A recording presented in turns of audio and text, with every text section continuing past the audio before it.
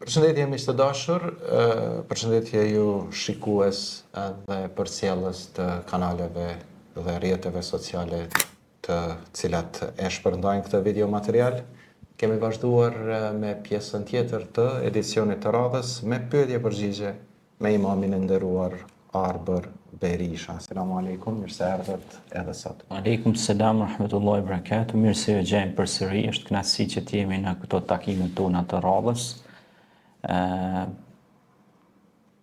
Është nder, është mirësi që të jesh gjithmonë në shërbim të fjalës të mirë, në shërbim të punëve të mira. Na bëv Zoti dhe neve inshallah të gjithë dhe gjithë ata që na dëgjojnë dhe na shikojnë shërbestarë të fjalës dhe punës së mirë. Amin. Prof, do e vazhdojmë sërish me pyetje përgjigje. Do të trajtojmë disa prej pyetjeve që mendoj se janë interesante edhe për publikun për t'i ndjekur. Për shembull, si pyetje e parë, të cilat janë sprovat e Jusufit alayhis salam, po, Jusufit alayhis salam. Fokusohemi pak në këtë. Unë e kam po e shtoj si pjesë të pyetjes, po si komentimi. Kam pas një përshtypje që të një shqiptarët është dëshira shumë e madhe për me ndjek historinë e Jusufit. Base se di, është edhe në popull të tjerë, por tek një shqiptarët mendoj që e kanë një farë dhuntie shumë të madhe për me përcjell historitë e Jusufit alayhis salam. Realisht historia e Jusufit alayhis salam trajtohet në mënyrë pezhërante, në mënyrë masive tek surja Jusuf. Do thonë ku Allah i Madhërisëm pra e trajton këtë ngjarje shumë bukur. Idh qala Yusuf li abihi ya abati inni ra'aytu ahada 'ashara kawkaba wash-shamsu wal-qamara ra'aytuhum li-sajidin. Për kujto kur Jusufi tha babait vet, o babi im, unë pash në ëndër 11 yje dhe diellin e hënë i pash duke më bërë mua seshte. Pra fillon sepse Jusufi alayhis salam ka qenë i njohur për komentimin e ëndrave. Dhe sigurisht se ishte një ndër pejgamberët e zgjedhur prej anës Allahu subhanahu wa taala dhe është një histori shumë e dhimbshme më tregu, por ka shumë mesazhe të mëdha brenda asaj historisë së Jusufit alayhis salam, që kisha dashur me kap pak thelbin e kësaj historie që edhe pse shumë shpesh ne mendojmë se disa njerëz kemi mundësi të luajmë si duam me ta, edhe kemi mundësi që të hedhim në bunar edhe të mendojmë që i kemi mbytur edhe i kemi azhësuar, realisht Allahu nuk të leh. Pra, inna Allahe ma'ana, Zoti është me ne. Allahu ishte pra mbrojtësi i Jusufit alayhis salam.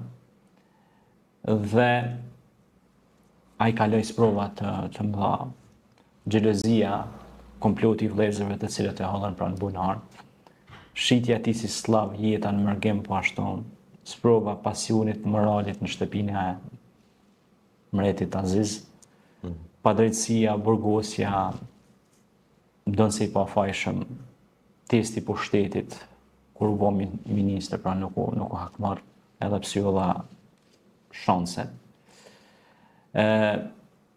Për me tregu si histori do të mundona me pika të shkurta, sepse me fol për këtë historie do të duheshin ore të tëra, kuptohet edhe nuk do të mjaftonte. Mirë po Jusufi alayhis salam ka qenë një ndër djemtë e Jakubit alayhis salam, i cili ishte pejgamber i zgjedhur dhe ai Jakubi alayhis salam pra e donte shumë djalin e vet, normal, sikur baba që e don birin e vet. Dhe ata një ditë fillojnë me xhelozu vëllezërit e tij dhe i thonë babës që duam na lesh vëllain e vogël Jusufin që shkojnë për gjuetis bashku me të. Mirë po ai kishte skepticizëm në këtë drejtim se i dhim se ishte edhe i vogël edhe tha jo, tha se është i vogël edhe do të keni kujdese.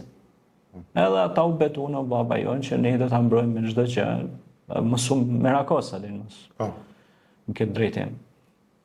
Dhe marrin pra me vete, duke shkuar rrugës,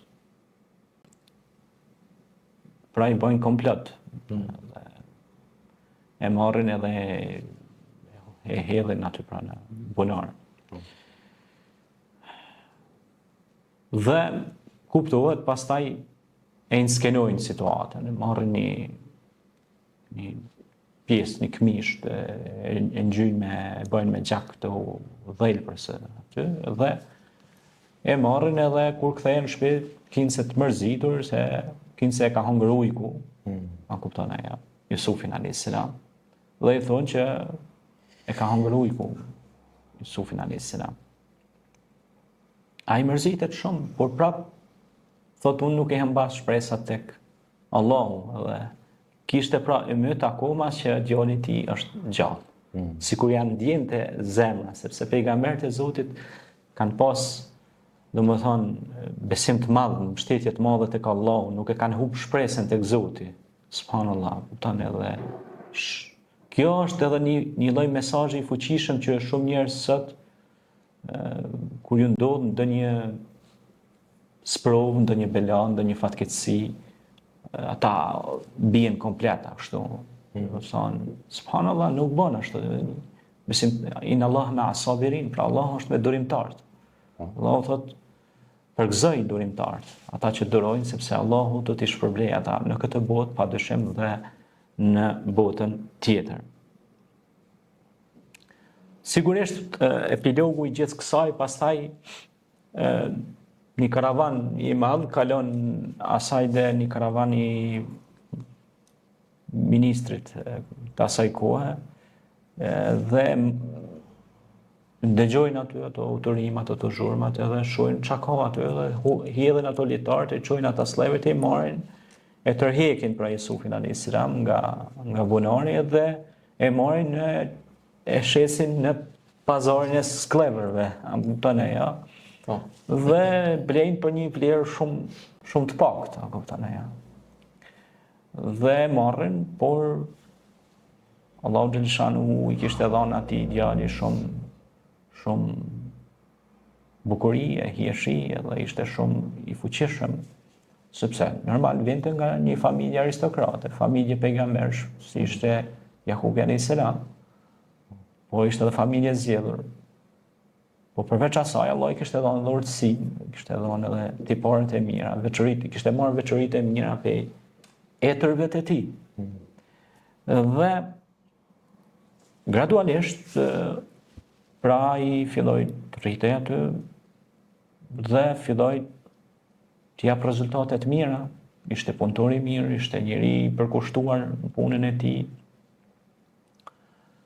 Dhe pra Azizi në këtë rast, pra mbreti asaj kohe, ose ministri asaj kohe, ta quajmë ashtu, e spikati si djalë të talentuar edhe si punëtor të veçuar dhe e afroi më shumë. Dhe pastaj ndodhi ajo që i besoi shumë gjëra të tjera dhe më mëdha se që i besohet një skllavi, ja, kupton, edhe filloi ta ngrisë në pozitë. Mirë po, aty ndodhi pastaj një situatë e palakmueshme, pra një sprovë e madhe në çështjet të moralit në shtëpinë e pikërisht mbretit Aziz me bashortën e tina, e cila ishte një femër jo e moralshme. Dhe ajo tentoi që të bëj diçka të pahishme me Jusufin a.s. Mirë po, çfarë ndodhi? Ajo inskinoi ngjarjen dhe përmendet në Kur'an shumë bukur, thotë wa ghallaqatil abwab. Ja mbylli çdo derë, do të thonë e bëni situatën për me ardhe tek një akt i pahishëm, dhe Jusufi a.s. ishte i pambrojtur në atë kuptimi që ishin bën gjitha cirkumstancat, domethënë gjitha faktorët që ajo ta krynte aktin, domethënë turpshëm. Dhe ajo u turru në të, Mirë po ai ishte pra kështu, dhe ajo kishte kapur te pjesa e shpinës, te këmisha, ja kishte gërvish shpinën. Zakonisht në kriminalistik çdo lëvizje e trupit studiohet. Kupton ajo dhe po të kishte qenë përballë do thotë që ai ka pranuar. Po me shpinë do thotë që është lëvizje mbrojtëse. Lëvizje taktike mbrojtëse. Dhe ai thot nuk një përgjigje shumë e mirë thot o Allah thot më ruaj dhe thot o Zot thot më ruaj thot se unë nuk mund ta bëj një gjë për shkak se mua më ka besu apo den më ka lënë amanet këtë vend dhe unë nuk mund të bëhem prej të ligëve, prej të imoralëve, dejuzve. Pra lutet dhe në atë rast domethënë shpëton nga kjo situatë e skenuar dhe për mos mu zgjat shumë vjen puna për hapet lajmi se kinë se domethënë situata ndrohet krejt, pastaj kinë se Jusufi pas ka dashur kanë shpif prandaj tij, edhe në fund ai burgoset, edhe aty në burg pastaj ndodh edhe ajo që shef ca ëndra, ndodh që njëri prej tyre shpëton prej atyre bashkë të burgosërve të tij, tjetri vdes e kështu me radhë, që mos zgjat shumë. Dhe në fund të ditës, pra Jusufi a.s.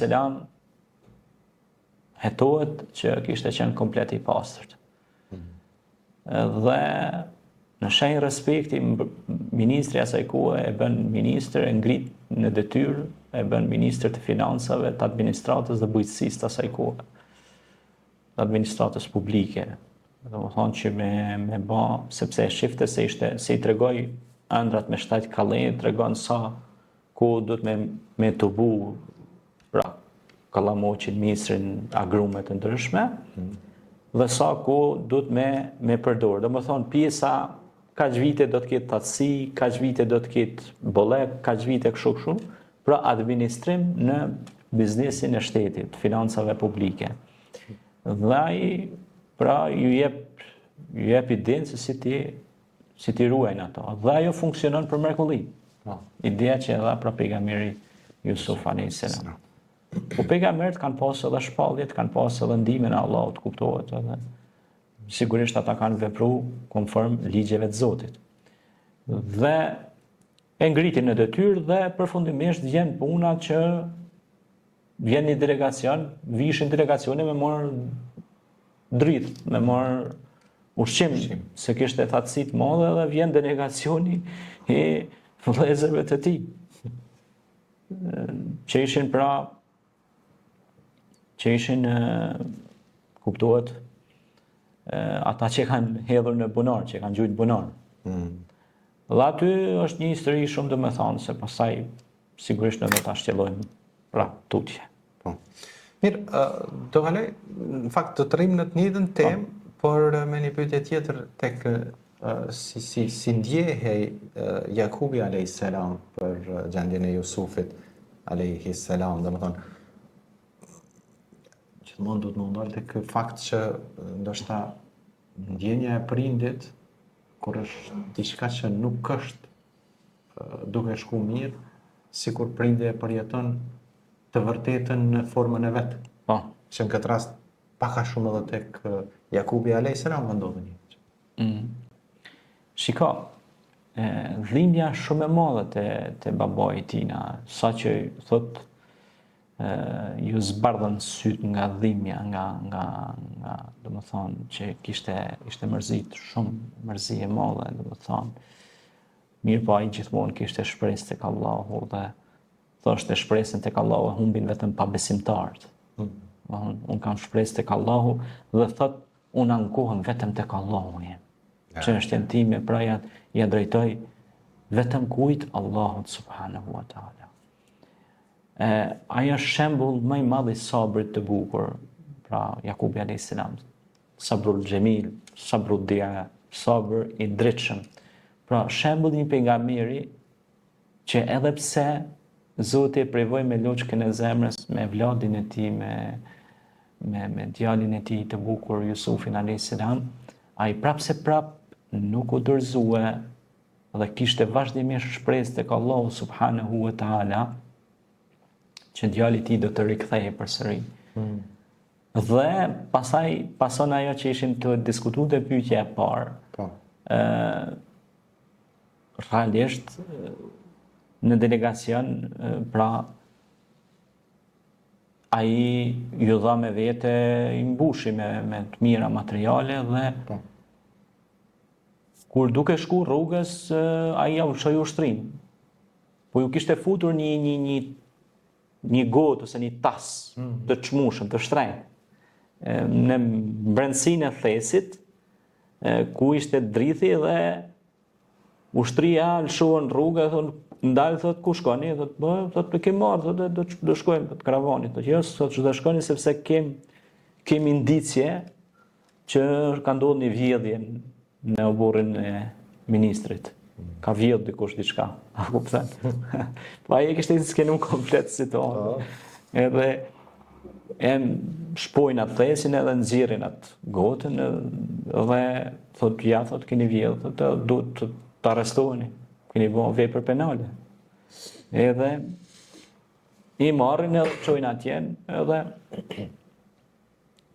pastaj del Yusuf alayhis salam, i sheh ata vëllezërit e vet.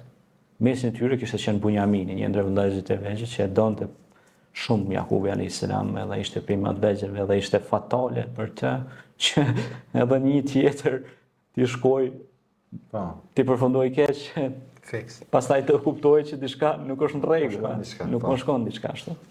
Dhe ju thot atyre, thot, ju thot keni me shku, po keni me malon vesh Bunjamini. Këta çmenden fare. Pse? Thot, jo, thot, se me po me shku te baba, s'kem vend hiç. Pse thot se kena bën të njëjtin gabim, thot, me një më të vogël që ka pas emrin Yusuf. Po. Pikërisht ishte Yusufi. Që më ndërhy në këtë çështje, domethënë këto është edhe si pyetje ndërlidhur se kush ishte Benjamini? Domethënë vllai i Yusufit. Edhe në çet këndvështrim që ta vazhdojmë vazhdimin e historisë. Pikërisht kjo ishte. Dhe pastaj ata në fund të epilogut të gjithë kësaj historie shkuan të mërzitur dhe mirë po erdhë puna që ju erdhë lojmi që ju tha jo, tha se unë jam Yusufi alayhis salam, tha jam vllau juaj. Edhe është ai momenti që i hidhin atë këmishën dhe edhe do t'i rikthehet çpamërit, domethënë ajo Jakubit alayhis salam, dhe në fund ata të gjithë lumturohen, vëllezërit e tij pendohen sinqerisht tek Allahu, kërkojnë falje Krijuesit për një mëkat shumë të madh që kishin bërë ndaj vllaut të tyre. Kupton ajo. Mirë po, përfundimi është se Allahu njerëzit e drejtë gjithmonë i ngrit dhe i lartëson. Sado që ne jetojmë në një pazar hienash, sado që ne jetojmë në një vend që ndoshta të gjithë turren kundër nesh, në fund të ditës njerëzit e drejtë do të mbahen mend gjithmonë për drejtësi dhe punë të mira. Ata janë, Allahu i ka dërguar drejtësinë e tij tek khilafeti, tek pra njerëzit. Pra Allahu ka lënë tek njerëzit khilafetin, që është u idh qala rabbuka lil malaikati inni ja'ilun fil ardi khalifa. Pra Allahu ka lënë njeriu si mëkams. Dhe na sa më shumë bëjmë vepra të mira, aq më shumë afrohemi tek mëkëmësia, pra ajo çka Zoti na ka besuar neve si njerëz si amanet. Ndoshta ne atë amanet mund ta marrim pej turmave ose pej njerëzve që na kanë besuar detyrë, a kupton ajo, ose përmes votave ose ku diun çka. Mirë po tek Krijuesi është shumë e pastërt ai amanet, domethënë te ai nuk ka me bë hile aty. Aty ka vesh drejtësi absolute.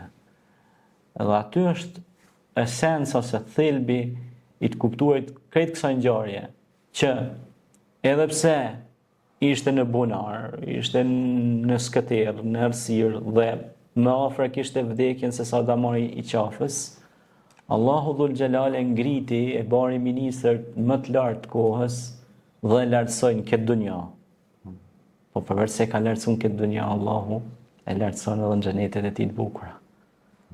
Prandaj besimtari ka përfundim të mirë në këtë botë, po padyshim edhe në botën tjetër. Allahumma rabbana atina fid dunya hasanatan wa fil akhirati hasanatan wa qina adhaban nar. O Zot, na jep të mirën këtë botë, botën tjetër, una nga zjarri i xhehenemit. Prandaj nuk është e lehtë për të qenë sot besimtar, por është e mundshme. Padyshim.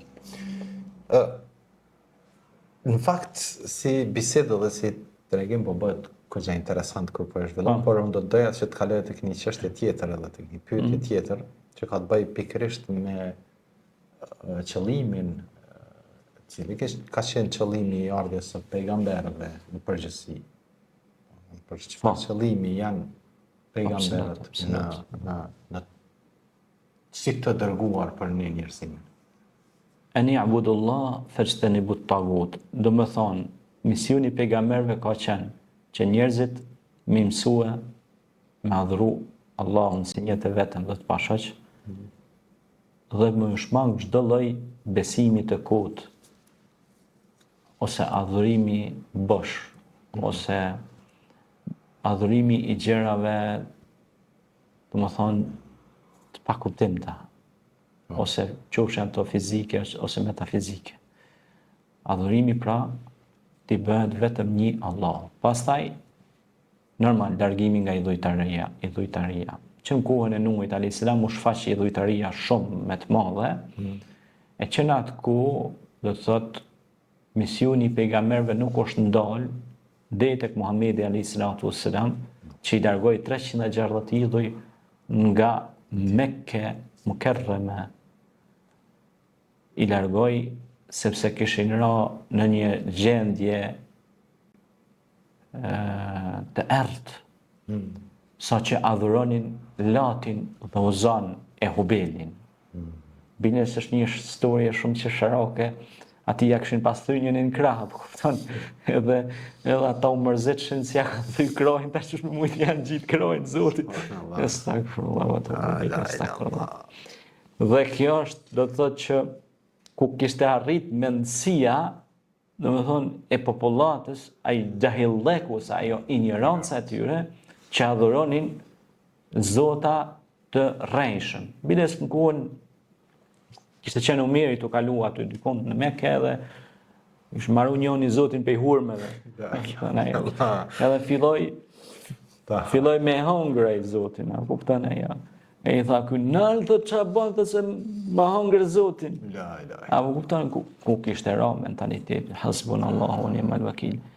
Inna shirka la dhulmun adhim, me të vërtet shirku është padrejtësi e madhe, me i bë zotit ortak, me thonë që ka zot tjetër me paralel me krijuesin tonë, me Allahun subhanahu wa taala. Kjo është me të vërtet është për keqë ardhje, mirë po nuk është për të çudit se unë mora vesh nga një mik i imi që ishte studiusi elektronikës diku në Indi, nëse s'gabohem, ishte një grup inxhinier të megatronikës dhe elektronikës që ishin doktora dhe akademik të nivelit më të lartë shkencor, që po adhurojshin pacovat, mit.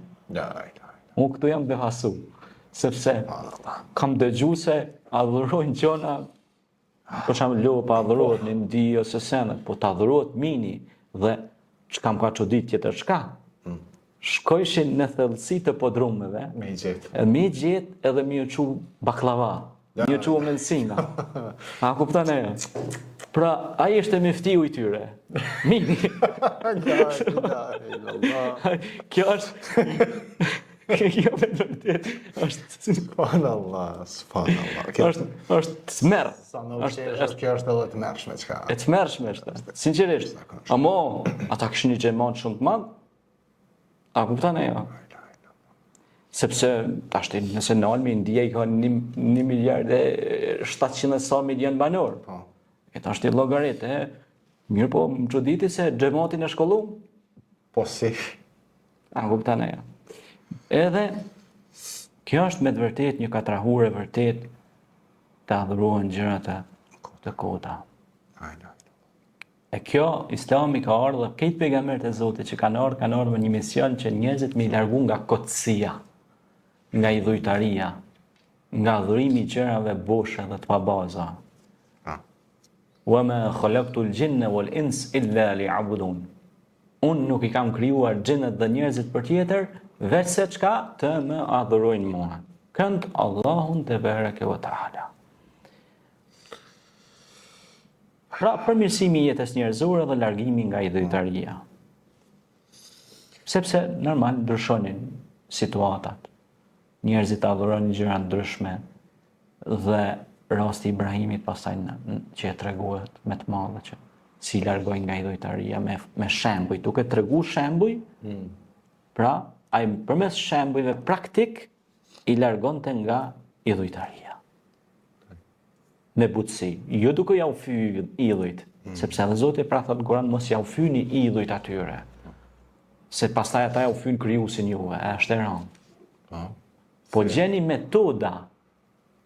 Letë është me, si thomë të na, letë është me shkatru, që është me mujt me gjetë metoda didaktike, akademike, që me i drejtu njerëzit në kampin e duhur.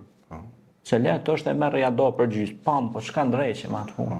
Ja mytë minin me lepak atina. Llogaret e tim, kohën e Umer ibn al-Hattabit, po edhe në kohën e Umer ibn Abdul Azizit, në këtë pjesën e Biladu Sham që thirret.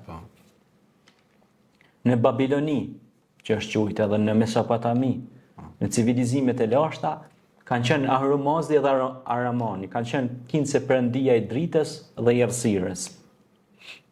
E ku kanë ardhur disa grupe të caktuara, se s'du t'i përmend, kanë shku i kanë thy, i kanë bërë copë grim ato përmendore. A Umeri nuk i ka thy, edhe pse ka pas pushtetin, nuk i ka thy. As Umeri ibn Abdulazizi si ka thy ato. Këta dolen më të mëshëm se Umeri, i parë që ishte Umeri që jetonte me Muhamedin alayhis salatu wassalam, po edhe Umeri ibn Abdulazizi që quheshte ndërtuesi i civilizimeve dhe qytetërimeve. Pse ndodhi kjo? Jo në ata shburra më të mirë, pe i thejmë, pe i bojmë copë grim, pse se këto janë shirk. Jo. Ti duhet ju shpjegosh njerëzit që janë shirk. Po duhet ju tregosh edhe një ajet kuranor që është shumë domethënës. Afalam yasiru fil ard fa kayfa kana aqibatu alladhina min qablikum. A nuk keni ecur nëpër tokë dhe të shikoni përfundimin atyre të cilët ishin përpara jush. Pra, kur ti hes nëpër tokë e sheh, kanë adhuruar statuja, drita, terri, kjo duket këtë prapambeturi. Pra, ti hes nëpër tokë si besimtar dhe e sheh se si ato janë shenja që tregojnë se si ata kanë kaluar në një mentalitet shumë të ulët. Po kupton, ato janë shenja. E prandaj Umeri kalon ato për me demonstru popujve që vinë me dhe djetë lartë që qyrë farë budalli që kanë adhuru këta. Apo kupton? Sa të xhami s'ka qenë. Absolut. Qabe s'ka qenë për me pastru pe idhujve. Tu kanë qenë vizatime morale. As nuk ka qenë sinagoga, as kish. Se ato, do më thonë, edhe Islami e ndalon prishjen e faltorëve. Islami në thret në harmoni, në paqe, në dashuri dhe jo në rënim. Zoti thot në Kur'an: "Wala tufsidu fil ardi ba'da islahiha." Mos shkatronin tokë përderisa unë kanë vënë rend dhe siguri. Mos prishni. Këta shkune prishën e shkatruan, e rënuan gjithçka. Kjo është për të ardhur keq. Subhanallah. Mirë, do doja të ndroja komplet temë. Edhe të kalojmë tek një pyetje tjetër që ka të bëjë me librin. Është libri Kurani, Bibla dhe shkenca. Po. Është një libër shumë i mirë. Okay. Që unë si ekzemplari kam pas 2 kopje, një kopje kam mbajt në shtëpinë e fshat, ku kam shtëpinë time në fshat, e një kopje kam mbajt në qytet ku kam pas punën edhe ku kam lëviz vazhdimisht. Ai libër është shkruar nga Maurice Bucaille. Është një mjek francez, i cili ka bën krahasime shkencore midis teksteve fetare. Dhe përfundimi I tij ishte se Kuronit nuk I kundërvihet asnjë fakt shkencor. Ndërsa në librin e vjetër dhe të ri ka tek dhjota, tek Bibla pra, ka pasaktësi të shumta shkencore. Kjo e bëri vepër një prej librave më të njohur në apologjetikën e studimeve islame. Në këtë libër, cilin e kam lexuar para shumë vitesh, po edhe kam rilexuar, Kurani, Bibla dhe shkenca, ky mjek francez I shpjegon shumë bukur, domethënë devijimet që kanë ndodhur në Ungjillin sipas Lukës, Mateut e kështu me radhë. Pra ai pastaj merr edhe krahasimet kuranore dhe tregon se Kurani qëndron në nivelin më të lartë, edhe po ta krahasosh edhe me zbulimet e sotme shkencore. Pra është një studim shumë I fuqishëm dhe është për të duar trokit sepse vjen nga një mjek. Pra, sepse po të vi nga një studius I feve nuk është për të çudit. Po të jesh mjek dhe të thellosh kaq thellë në studimet krahasimtare të besimeve është për të duar trokit. Dhe ky libër është një informacion edhe është një studim mjaft I duhur për çdo musliman, po për çdo njeri që ka paqartësi rreth Biblës së sotme, dhjatës së re, dhjatës së vjetër po ashtu dhe Kuranit. Ai I qartëson shumë mirë pra shtrembërimet që janë bërë pra në versetet e dhjatës së re, sipas studimeve të tij. Dhe këtë libër ja u sugjeroj që ta lexojnë të gjithë të rishikuesit, ata që se kanë, unë muj mja huazu si kopje, por me kusht që ta çojnë në fotokopje, jo ta morrin të shtëpia, se s'ma kthejnë mo. Vërtet. Ani libri edhe më vjen nuk ka problem. Se është një shprehje që s'du ta përmend. Se ai që jep libra. A kupton ne. E kjo është pra një ndër librat që ja vlen sidomos për këtë muaj dhjetor që flitet për lindjen e Isait ose Jezusit alayhis salam, po që edhe mëshira e Zotit qoftë me të, për cilën ne kemi shpjeguar që ka dyshime dhe skepticizme më më shumë është pra simbolik se historik, si e trashëguar nga lashtësia pagane politeiste. Gjithsesi, aty keni shumë shënime dhe referenca mjaft spektakolare, sepse mjeku në fjalë ka përdor burime të shumta, libra, gjë që e ka bërë një libër shumë shkencor dhe shumë përmbajtësor dhe një libër që nuk është demagogjik. Sepse ti mund të shkruash një libër sipas tekave dhe qefave dhe hamendjeve tua, por kur të ballafaqohesh para komisionit të shumicës, mundet me tra krejt poshtë ajo teori. Sepse duhet me qenë monolite, duhet me I fut pak hekur, pak fasad, duhet me marrë të hekur pak më larg, duhet me tërheq një pjesë tjetër, për me bën një lidhje të fuqishme dhe të sigurt, duhet me I përdor krejt autorët kombëtar, ndërkombëtar, por me dhënë edhe opinionin personal. Kjo është. Bukur. Një pyetje radhës është tek sofra e Jesuvit alayhis salam, ka qenë sprov për Beno Israilit? Sofra e Isait, po. Isait alayhis salam. Domethënë sofra e Isait alayhis salam ka qenë sprov për Beno Israilit është. Po absolutisht, në surën Maide përmendet. Sofra e Isait përmendet në surën El-Maide në Kur'an.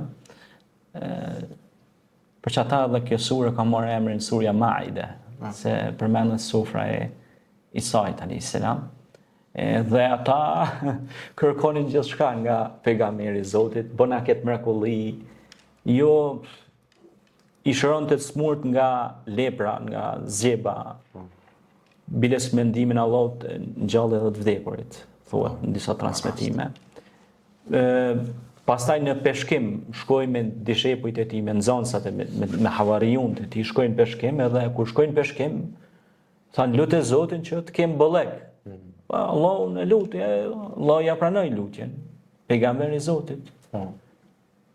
Pastaj ata ka kriju një mrekulli për të forcuar besimin. Siç i kërkuan Muhamedit alayhis salam, tha, ndoje hanën, kamër, pra u ndo hana. Allahu pra u azbriti atyre sofrën si dëshmi hyjnore. Por Allahu i paralajmëroi ata se nëse e mohonin pas kësaj, dënimi do të ishte shumë i rëndë. Për shkak se nuk tallet dhe nuk bëhet shaka me fjalën e Zotit e me pejgamberët e Zotit. Se këto janë gjëra hyjnore. Me hyjnoren nuk ka tolerim. Absolut. Se janë baza dhe themele të besimit. Ky tregim tregon se kërkimi i mrekullive pa bindje të vërtet është një sprovë e rrezikshme. Dhe nuk bën të luhet pra me çështjet imanore dhe ato lidhjet që janë lidhjet pra me krijuesin. Dhe në zële Maide, pra e zbritim sofrën, pra lutjat e Isait alayhis salam, dhe ata prap aty në sofër kishin gjitha ushqimet e mira që ka ekzistojnë, domethënë, nimetet, bereqetet e ndryshme. Ata filluan me hongër, me pije, me bon batërdi. Innal mudhabbidhina kanu ikhwanu shayatin, thot Zoti në Kur'an, shpërndëruesit, ata që bojnë mastrafaxhit, ata janë vllaznin me shejtanin, rrugën e Zot. Jo, pra ron atë nivelin, atë drejtën e mëzisë së shtaza. Filluan të hanë, të pinë dhe as nuk filluan me emrin e Zotit, as domethënë e mohon çdo nimet. Dhe Isa alayhis salam u mërzit. Se nuk, domethënë ata nuk donin me ditë kush është Allahu, Zoti i Madhërisht. Pra ishin pabesimtar. Dhe e morën dëshkimin e merituar. Bides tek krishterizmi është zhvillu kjo pjesë shumë interesant, sepse ata kanë bërë një farë vizatimi moral kështu, apo kupton e ja, kinë se ajo është sofra dhe janë tu duke hongër ushqim, apo kupton e kanë zhvillu si e kanë fut pak mënyrë artistike këtë pjesë, janë mundu me bërë diçka, por në Islam normal nuk lejuan këto se quhen anima, reanima, do më thonë me i donë shpirt diçkaje. Do më thonë nuk mund të jap shpirt një gjë që ka ndru jetë, ka kalu të krijuesi. Absolut. E tani, pejgamberi selam na ka mësuar që pastaj ato lypin shpirt. Po. Dhe duhet me pas kujdes me fotografi që kanë sy njerëzve të vdekur e kështu me radhë, kupton ajo. Edhe kanë filluar pastaj t'i bojnë fotografi portret i saj edhe kanë filluar me adhuru. Pastaj thonë është Zot. Unë bile shpesh herë kam paqartësi kur bisedoj kam shumë shok pastor, kam miq të mirë, edhe kam respekt shumë të madh për ta në atë kuptimin si njerëz, mirë kuptohemi, dhe ja bëj një ditë një pyetje, unë tham nuk di shumë rreth Biblës, nuk di shumë. Kam lexuar ka pak, por nuk di. I tham tashi, i them, Jezusi është Zot? Po thot është Zot. Mirë, i them. Jezusi është biri i Zotit. Po thot është edhe biri i Zotit.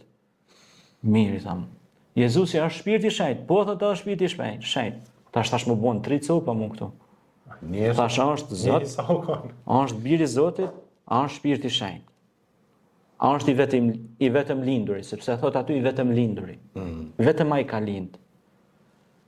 Tash nuk pe kuptoj këtë. Sinqerisht tash unë po flas me logjik, nuk po flas si musliman. Tash këtë rast se si musliman ne kemi definuar me gjëra. Po. Mirë, po unë jam një njeri që nuk di asgjë rreth. Asnjë rreth Rreth feve, jam out krejt jashtë, nuk di për fe kur nisan. Tash unë jam tu kërku Zotin. Ku është Zoti? E tash e pyes. Po ky thot është Zotin, i pikturum. Sham Jezus. Thëm, ky që ka Zoti, po. Mirë pra, Zoti që ka u pranoj. Jo thot është edhe biri i Zotit. Aha, diçka këtu s'po shkon. Logjik. Po. Diçka s'po shkon. Jo, është edhe biri i Zotit, po është edhe shpirt. Mirë pra, tash Prap s'po kuptoj. Prap krijon Anomazi. oscilacione, lëkundje, paqartësi që unë nuk mund t'i kuptoj. Prandaj, nëse ata na arrin ne që t'na bindin, qoftë edhe me logjik, shnosh, ndoshta ne do të arrinim deri te kuptimi. Por prap ka një pakuptimsi edhe në spektrin logjik. E mos qina në spektrin tani çështja e Islamit i ka definuar gjërat normal. Ka qartësu. Se Zoti as nuk han, as nuk pin, nuk flen, nuk e kap kotja. Ai është i parë që s'ka fillim i fundit, që s'ka mbarim. Lejse kemi të lihi shajr huwa samiul basir, pra ai është shikuesi dëgjuesi, po shikimi dhe dëgjimi i Allahut nuk mund të krahasohet me shikimin dhe dëgjimin e njeriu që është relativ e kështu me radhë. Kjo është. Sakt. Mirë. Por afërsisht, prof, këto ishin çështjet që për edicionin e sotëm menduam t'i trajtojmë. Unë të falenderoj shumë për kohën, për minutat që i ndave bashkë me neve, edhe me shpresë të Zoti që do të dëgjojmë edhe në pyetje të tjera, në bashkëbisedime të tjera. Faleminderit edhe juve për të teleshikues. Faleminderit edhe ju që po na ndiqni, që na ndjeshët, që na ndoqët deri në këtë momente. Ju ftoj që nëse keni pyetje, dëshirë për të trajtuar ndonjë çështje ose temë, pse jo, poshtë videos, mund ta komentoni edhe do t'i marrim pyetjet më atraktive, interesante për t'i trajtuar në edicione tjera. Selamu alaikum.